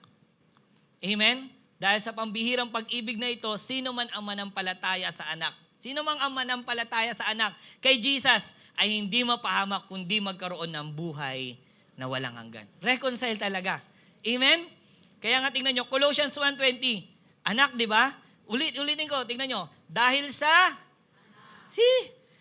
anak, nagdesisyon ang Diyos na ipagkasundo. Nagdesisyon ang Diyos na ipagkasundo sa sarili niya ang buong universe. Nakipag-ayos ang Diyos nang magbuwis ng dugo ang anak sa krus. At dahil dito, naibalik ng Diyos ang lahat ng bagay sa sarili niya, lahat ng nasa lupa at lahat ng nasa langit. So, sarap, no? Inayos talaga ni Lord. Tama? So kaya nga tandaan nyo, si Jesus ang naging daan para sa Emmanuel, yung maibalik ang fellowship ng Diyos sa tao. Kaya tandaan nyo, God with us. Amen? God with us. Kaya nga ito lang sa atin, kung importante kay Lord ang reconciliation, nakita nyo naman, di ba, kung gaano ka-importante kay Lord ang reconciliation, tayo nahihiya, tayo nagiging ma-pride, pero yung Diyos bumaba para maayos tayo, namatay pa para sa atin. Amen? Kaya ito lang kung importante kay Lord ang reconciliation, kaya ito lang siya na ang gumawa ng matinding hakbang para lumapit sa atin.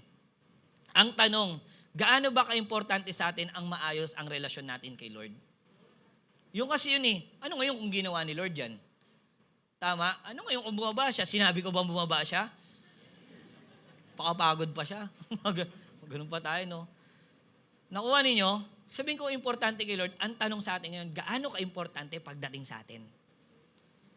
Tayo ba yung layo ng layo kapag may kasamaan ng loob? Tampo dito, tampo doon. Nakuha ninyo, alis dito, alis doon, imbis na mag-reconcile, patagalan pa ng pride. Amen ba? O amen daw, meron pa talaga. Grabe, no? Kung ang Diyos nga po, tandaan nyo kung ang Diyos nilapit ang sarili niya para sa ating reconciliation, sino tayo para maging ma-pride? Nakuha ninyo? Kaya kapag dumadating ka sa point na ganun, iisipin mo lang, si Lord nga nakipag-ayos sa akin Kaya kapatid, this Christmas, wag ka nang lumayo kay Lord. Kasi ang Christmas, lumapit talaga siya sa'yo para ma-reconcile. Kaya pag naalala mo ang Christmas, wag ka nang lumayo kay Lord. Amen? So if God is with us, then ilapit mo ang sarili mo sa Diyos. Ilapit mo nang ilapit yung sarili mo kay Lord. And also sana this Christmas season, magpakumbaba tayo at makipag-reconcile sa family natin na mga pwedeng kagalit natin. Amen?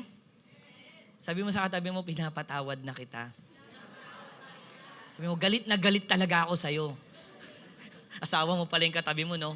Pasalamat ka. Pasalamat ka yun yung topic, pero humanda ka pag uwi. Mga ganun pa. Ganun pa rin, no? Okay. Mag-uusap pa tayo, kala mo, Mga ganun. makipag-ayos na tayo. Tama?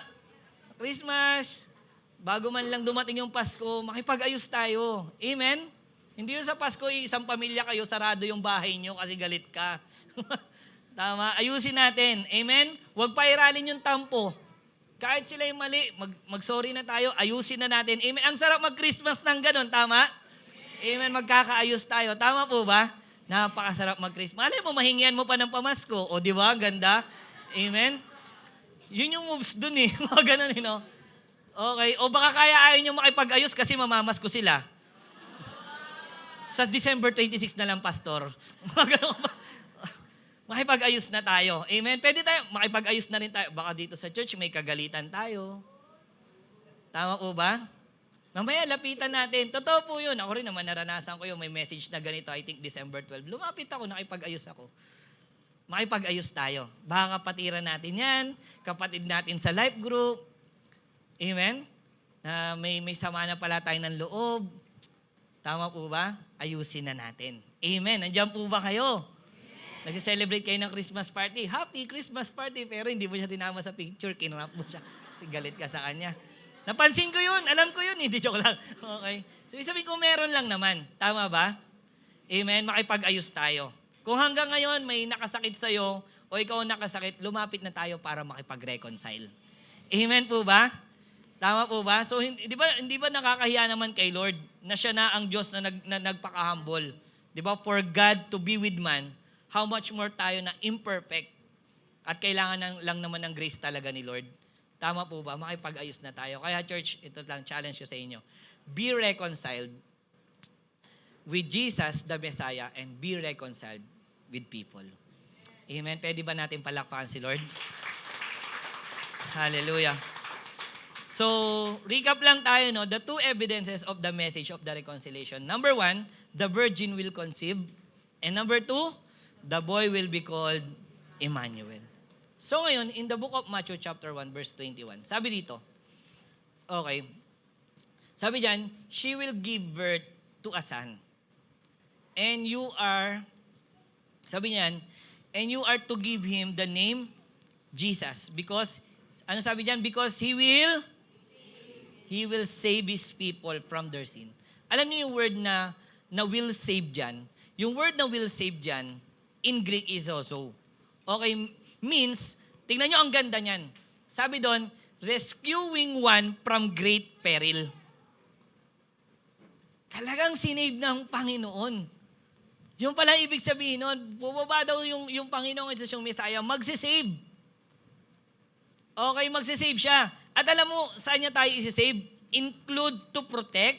Ito ganito tayo isisave ni Lord. Include to protect. Hindi lang, not necessarily sa salvation lang natin. Siyempre, yun yung pinaka-point. Isisave tayo, hindi tayo pupunta ng impyerno. Pero yung salvation na yun, include to protect, keep alive. Tignan mo, humihinga pa ba yung katabi mo? Preserve life. Preserve ni Lord yung buhay. Sabi doon, deliver. Di ba? Deliver tayo. Sabi, heal. Pinagaling tayo ni Lord. Amen po ba? Be made whole. Binubuo tayo. In short, okay, speak of holistic, buo tayong inaayos at sinesave ni Lord. Amen? Ibig sabihin, buo at applicable sa kabuuan ng ating pagkatao, niligtas niya ang buong pagkatao natin. Hindi yung namatay siya sa cross, sasayang niya na ganyan na lang. Hindi, inaayos kanya. Tignan mo yung katabi mo, ang ganda niya na at ang guwapo niya na. Bakit? Buo siyang inaayos ng Panginoon. Amen? Sabi nga lagi ni Pastor Esty, dating kagulong-gulong ngayon, kagalang-galang. Tingnan mo. Amen? Kasi buo eh. Kaya nga reconciliation na binigay ng Panginoong Hesus sa atin, okay, dahil sa kanyang kapanganakan ay buo. Sabi mo nga, buo. Kaya pansinin ninyo, nung tinanggap natin si Jesus bilang Panginoon sa buhay natin, maraming na-reconcile sa atin. Tama ba? Nung tinanggap mo si Jesus sa buhay mo, ang daming na-reconcile sa'yo. Personally, unang-una na-reconcile tayo personally. Ikaw muna. Tama po ba naging maayos na dati sira-sira yung buhay? Amen ba? Dating sirang-sira. Nakukuha ninyo? Ba't tumatawa kayo? Totoo yun eh, di ba? Amen ba sa mga inaayos si Lord dyan? Amen. Nakuha ninyo? Okay. Ano pa? Na-reconcile yung pamilya natin. Amen ba? Dati watak-watak tayo. Share ko na lang dyan ate ko ngayon, no? Dati watak-watak kami. Di dito ate ko, yung kapatid ko nasa tsahin ko, ako nasa church. Pero iba si Lord. Pagsasamahin niya kayo. I-reconcile niya kayo. Amen? Dati sa bahay ninyo, punong-puno ng bangayan. Di ba mga ganun, di ba? Bakit mayaman ba kayo? Bili kayo ng bili ng plato. Hindi, binasag na naman ng nanay ko kagabi. Mga ganun, no?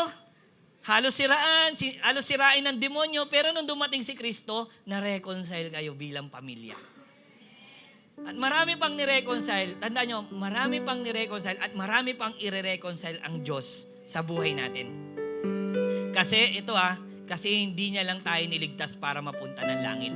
Kundi, iniligtas niya din tayo ngayon dito sa lupa sa mga pwedeng sumira sa atin. Alam niya, sisirain tayo ng demonyo pero pinoproteksyonan tayo ni Lord. Amen?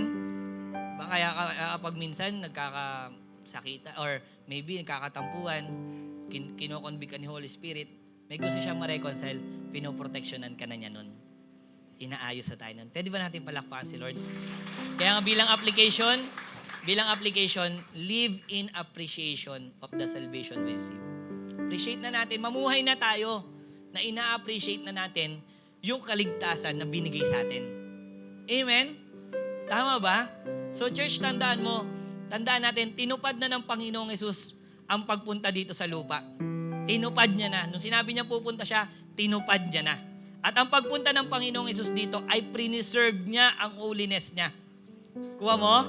So preserve niya ang kanyang kapanganakan dahil hindi siya pwedeng mabahira ng kasalanan para sa ating kaligtasan. So ginawa ng Panginoong Hesus upang tayo na makasalanan ay magkaroon talaga ng reconciliation sa Diyos. Kaya nawa ito lang, kung naiintindihan natin ito, kung naiintindihan mo talaga itong ginawa ng Panginoong Hesus, anuman ang alam nating nagiging dahilan kung bakit hindi natin natatanggap ang reconciliation sa Diyos, itigil na natin at magpaayos na tayo.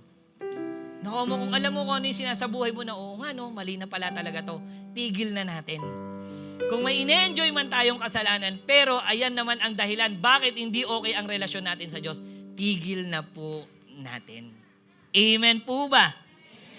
So tandaan, ginawa na ng Panginoong Hesus na ma-reconcile tayo upang ang biyaheng impyernong kagaya natin ay naging biyaheng langit dahil sa reconciliation binigay sa atin. Amen? Ginawa na ni Lord. Kaya kung di tayo magpapareconcile, gusto ko sabihin sa inyo, eternal death ang kapupuntahan natin. Hindi, ni-enjoy ko pa kasi ito tayo, ni-enjoy ko pa ito pas. Eternal death ang kapupuntahan natin. Kaya naniniwala ako, tingin kayo sa akin naniniwala ako na yung taong nakakaintindi ng ginawa ng Panginoong Hesus na reconciliation, kung nauunawaan mo yung ginawa ng Panginoong Hesus na reconciliation, sila yung taong nag-aayos na ng buhay ngayon. Sinuunawaan nila Bakit nila inaayos? Kasi naiintindihan na nilang inayos na ni Lord yung buhay nila, nagbigay na ng reconciliation si Lord, namatay na si Lord para ma-reconcile sila, guguluhin pa rin ba nila? Nakuha nyo? Naayos na ako ni Lord. Kung naunawa mo, inayos ka na ni Lord, guguluhin mo pa ba yung buhay na meron ka? Namatay na si Lord sa cross sa reconciliation natin. Isa sa walang bahala lang ba natin yun? Nandiyan ba kayo? Kaya kung alam mong impyerno pala ang kapupuntahan ng taong hindi reconcile kay Lord, makipag-reconcile na tayo sa Kanya sa pamamagitan ng pag-alis na natin sa kasalanan at pamumuhay na sa pananampalataya at sa kabanalan. Amen? Alis na tayo, itigil na natin yung ini-enjoy pa nating kasalanan na alam mong sisirain ka lang naman. Yung alam mong pag ginawa mo to kaaway ka ni Lord, hindi kayo okay, tigil na natin yan. Amen ba? Amen? Itigil na natin yung ini-enjoy natin na alam mong nilalayo ka lang kay Lord. Lumalapit na sa si Lord, ini-enjoy mo naman yung palayo kay Lord. Tigil na natin. This time, embrace the reconciliation sa pamamagitan ng sa pamumuhay na gusto ng Diyos sa atin. Men, intindi natin, reconcile na pala ako ni Lord. Tama? Dapat pala mamuhay na ako sa kung paano na ako inaayos ng Panginoon. Kakatukulian. Diba nakaka-enjoy yun eh. Tama? Pero tignan mo, sisirain lang uli ako nito, inayos na ako ni Lord. Dadalhin lang ako sa impyerno nito, inayos na ako ni Lord. Mamumuhay na ako sa reconciliation na binigay sa akin ng Diyos. Amen. Pwede ba natin palakpakan si Lord? And number 2, live with, awareness that God is with us. Mamuhay ka at maging aware, kasama ko pala si Lord. Sabi mo nga, kasama ko si Lord. Sarap, di ba? So dumating na ang Panginoong Jesus. Gusto ko sabihin sa inyo, dumating na si Jesus. Napulfill niya na ang prophecy. Nagkatawang tao na ang Panginoong Jesus. At nasamahan niya na ang tao. Napatunayan na ni Jesus ang prophecy na He is with us. Amen? Okay na, sabi ni Jesus, pumunta na ako, napatunayan ko na yung prophecy. Okay? Na siya ay namatay sa krus para bayaran ng ating kasalanan na kung sino mga manampalataya ay magkakaroon ng reconciliation. Tama? Pumunta na si Jesus dito. Namatay na siya sa krus. Nasamahan niya na tayo. Pero ito tanong ko sa bawat isa sa atin. Diyan ba yun? Palagay ako. Tapos na ba tayong samahan ng Panginoong Jesus? Tapos na ba tayo samahan ng Panginoong Jesus? No. Sabi mo nga, no. Because in the book of Matthew chapter 28 verse 19 to 20. Therefore, sabi niya, go and make disciple of all nations. Baptizing them in the name of the Father and of the Son and of the Holy Spirit and teaching them to obey everything I have commanded you. And sabi niya, and surely, I am with you always to the very end of the age. Sabi ng Panginoong Jesus, He is with us always to the very end of the age. Gusto ko sabihin sa inyo, na wala lang siya physical, pero nandyan pa din siya na gumagabay at kasama natin palagi. Amen? He is with us always to the very end of... Grabe no? Umakyat lang siya sa langit, pero hindi ka nawala sa mata ng Diyos kahit isang saglit. Sarap no? Tingin pa rin si Lord sa atin. Sinasamahan pa rin tayo. Kaya ito lang gusto ko sabihin, kaya patuloy tayong maging aware. Church, patuloy tayong maging aware na hindi tayo iniwan ng Panginoong Yesus. Umakyat siya, pero di ka niya iniwan. Kaya kapag nahihirapan, tandaan na kasama natin ang Panginoong Yesus. Amen? Kapag may problema, may Diyos na nandyan agad sa atin. Kasi hindi siya nawala, kundi palagi nating kasama at tutulungan niya tayo. Pero gusto ko sabihin din naman sa inyo, listen church, listen, tingin kayo sa akin. Kaya kapag meron din namang temptation, tandaan na may Diyos na nakakakita dahil palagi natin siyang kasama. Pag may temptation, nakatingin din naman si Lord sa atin. Ay, kasama ko pala si Lord. Kaya kapag nasa mission, okay, nasa mission din at feeling mo parang mag-isa mo na lang. Tandaan na may Diyos na nandiyan dyan palagi. At handa tayong palakasin dahil kasama natin siya palagi sa buhay natin. God with us. Amen. Pwede ba natin palakpakan si Lord? Kaya naman ang pinagdadaanan mo ngayon, or anything na pinagdadaanan natin, tandaan mo, nandiyan si Lord sa atin, Emmanuel, kasama natin ang Panginoon. Amen. Habang nakapikit tayong lahat. Sa oras na to, so sabihin sa'yo, malapit na ang Christmas. Celebrate tayo ng Christmas. Masaya, marami nagsasabi, napakasarap ng Christmas sa Pilipinas. Culture natin, maghahanda tayo, tatanggap ka ng regalo, magre-regalo ka, magbibigay ka ng pamasko. Yan yung culture natin. Pero nawa, pagbaba natin dito, paglabas natin ng church, naunawaan natin ang isang mensahe ng Christmas. Ayun ay ang reconciliation. Reconciliation.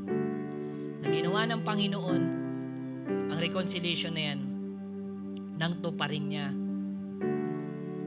ang isang prophecy na hindi madali. Hindi ganun-ganun lang. Kaya kapag ang Christmas sa'yo, dahil nalulungkot ka, dahil ganito, dahil ganyan lang, dahil wala akong bonus, wala akong pera, gusto ko kitang ibalik. Gusto ko sabihin sa'yo, yung sineselebrate nating Christmas ay ang kapanganakan ng Panginoong Jesus.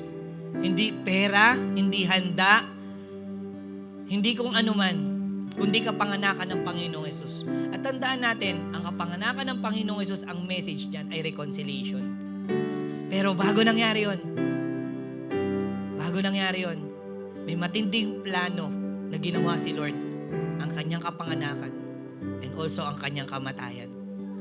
Kaya nawa, sa oras na to, naiintindihan natin na ang message pala ng Christmas ay reconciliation.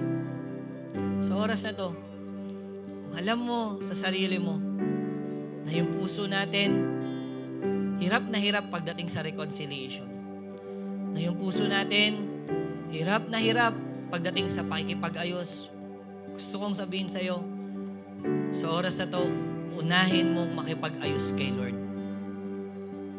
Come on, baka meron sa atin dito, hindi kayo okay ni Lord. Kayo mismo ng Panginoon. Baka meron sa atin, ang antigas natin, ang pride natin pagdating sa Panginoon. Baka merong kasalanan na ini-enjoy tayo. Yes, church. Pero pagdating sa kasalanan na to, ang tigas-tigas natin. Pagdating sa kasalanan na to, alam mong nagiging kaaway ka ni Lord. Pero alam mo yun, tinutuloy pa rin natin. Bakit? Ang tigas natin. Magse-celebrate tayo ng Christmas. Pero baka kaaway natin yung may kaarawan ng Christmas dahil sa isang kasalanan o maraming kasalanan na tinutuloy natin.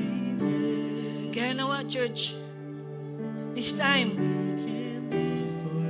kung inaayos man tayo ni Lord, Nak, tama na dyan.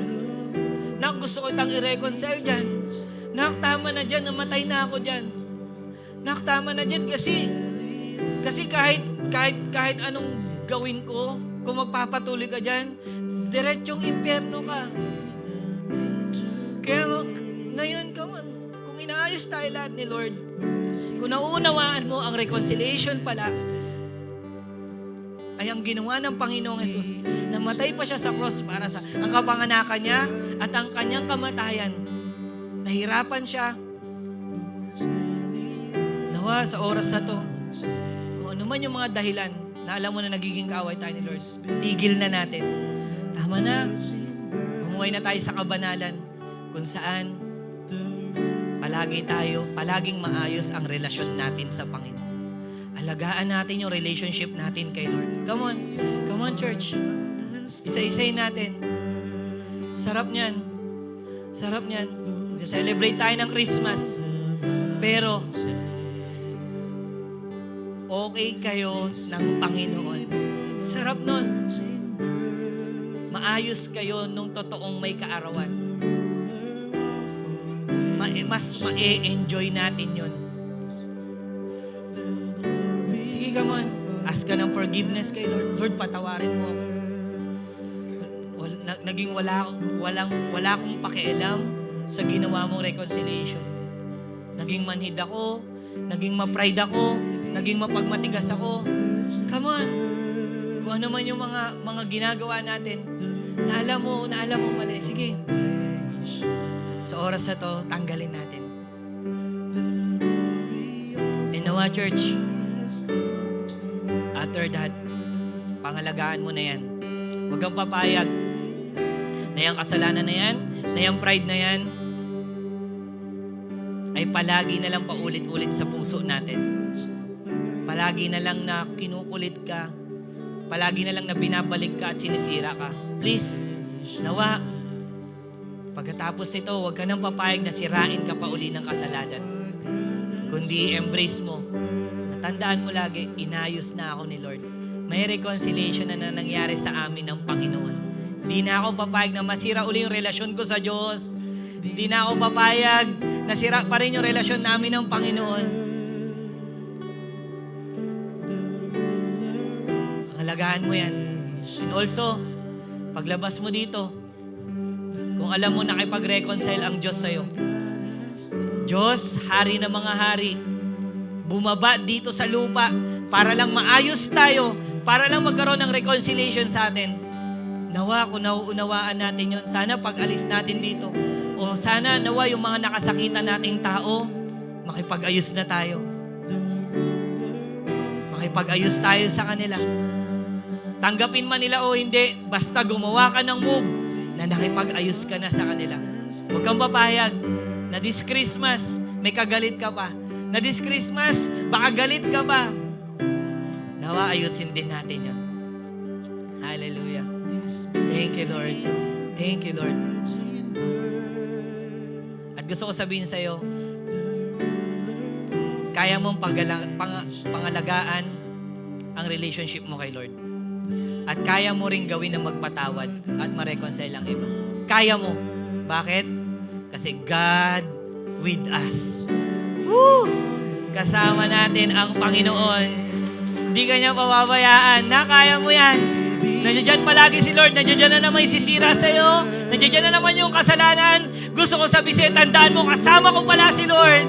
Nahihirapan ka, pero tandaan mo, kasama ko pala si Lord. God with us, Emmanuel. Kasama mo si Lord. Kaya sa oras na to, pwede ba tayong tumayo? Come on, raise up your hands. Worship Him. At magpasalamat ka, Lord, salamat. Kasi kasama kita. Kasi sumama ka sa akin. Kasi bumaba ka dito sa lupa. Hindi ko kayang iligtas ang sarili ko. Hindi ko kayang mabuhay ng maayos. Magulo ang buhay ko. Magulo ang pamilya ko. Magulo kami lahat. Pero Lord, dahil bumaba ka dito at sinamahan mo kami, naayos ang lahat sa buhay namin. Salamat, Panginoon. Come on.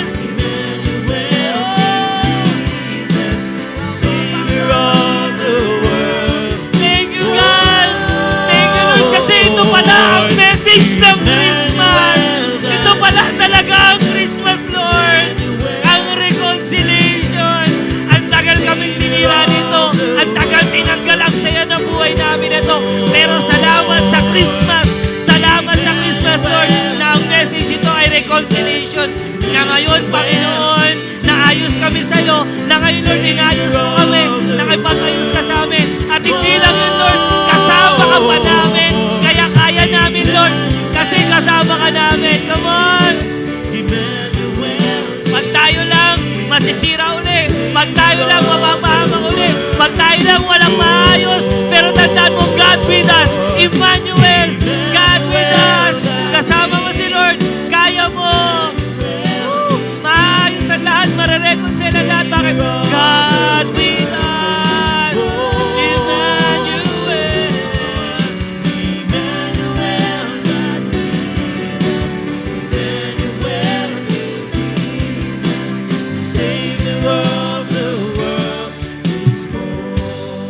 Church, tandaan nyo, sama natin si Lord. Siya yung pinaka nag-move para maayos tayong lahat. Hindi natin kaya. Kasi oras na nahihirapan ka, feeling mo ang hirap-hirap, may temptation, may kasalanan na naman na gusto kang sirain, gupuin, wasakin yung relasyon mo kay Lord. Lagi mo tandaan, kasama mo si Lord. Worship. Itaas natin si Lord lagi sa buhay natin. At ikaw, first time mo, sabi mo sa sarili mo, Pas, gusto ko rin maranasan yan. Gusto ko maranasan yung Emmanuel na yan. Kung sinasabi mo yun, ba't di mo siya papasukin sa buhay mo sa oras na to? Tanggapin mo siya sa buhay mo bilang Panginoon at tagapagligtas ng buhay mo, ang Panginoong Yesus. Yang Emmanuel na yan. At maniwala ka, nakasama mo siya palagi at hindi ka niya pababayaan. Kaya church, nawa sa Christmas, meron man o wala, may pamasko man o wala, pero tandaan mo ang meron ka ay ang Diyos. Kasama natin si Lord. Hallelujah. Lord, salamat sa word mo. Salamat. Ito ang pinaka-the best na gift. Daming gift, Lord, na natanggap namin ngayong araw na to. Unang-una, Lord, ang kapatawaran. Pangalawa, Panginoon, naayos kami sa'yo. At maraming maayos sa amin, sa pamilya namin. At ang pinaka-the best, Lord, na gift ay kasama ka namin. Maraming salamat po, Lord. Kasi alam namin, di mo kami pinapabayaan. At patuloy ka namin kasama sa buhay. At palagi ka nandiyan dyan. Thank you, God. In Jesus' name we pray. Amen. Pwede ba yung the best sa palakpak para kay Lord? There's a reason to celebrate. Come on. Hallelujah. Ayan sa mga habol po ng kanilang tithes and offering. Dito na lang po sa harapan. Come on, let's worship God. Thank you, God. You are the risen King. Thank you for the salvation. Come on, we sing. Our King has come. Our King has come. Glory to the King, Emmanuel. God with us. Come on, you sing. Our King has come. Our King has come. Glory to the King, Emmanuel. God with us. You declare, our King has come. Our King has come. Glory to the King, Emmanuel.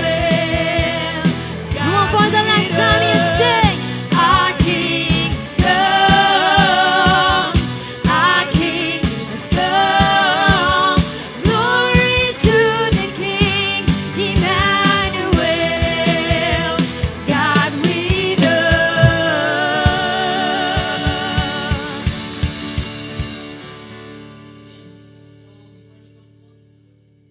Dito mga babasahin. Okay. Okay, hindi. Ito po yung ating restart. Okay, so praise God, nakagawa na tayo ng sariling atin. Purihin ang Panginoon. Amen? Hallelujah. So, binebenta po natin ito sa ushering. Paglabas natin, 85 pesos po. Amen. So, itong restart, sakto restart siya. Maraming marireconcile na tao gamit ito. Amen. Kaya alam nyo, the best to. Kaya bili na po kayo doon sa ushering, 85 pesos lang po. Amen? Amen. Isa to sa tools na pwede nyong gamitin. Sa naranasan din nyo ngayon, pwede rin nilang maranasan yun. Pwede nyo po itong gamitin. Amen po ba? Amen? So, palakpakan natin si Lord. Amen? So, taas natin ang kamay natin. Okay? Manalangin tayo. Lord, salamat po sa ginawa mo sa amin. Thank you, God, sa reconciliation. Thank you, God, sa blessing, sa kaayusan, and pinaka-the best kasama ka namin, Panginoon. Come on, receive the blessing from the Lord. The Lord bless you and keep you, make His face shine upon you, and be gracious to you. The Lord turn His face toward you and give you peace. Maraming salamat po, Panginoon. Ito po aming dalangin sa dakilang pangalan namin, Panginoong Jesus. Amen and amen. Amen. Come on. Sabi mo sa katabi mo, peace be with you. Ingat po tayong lahat. God bless po.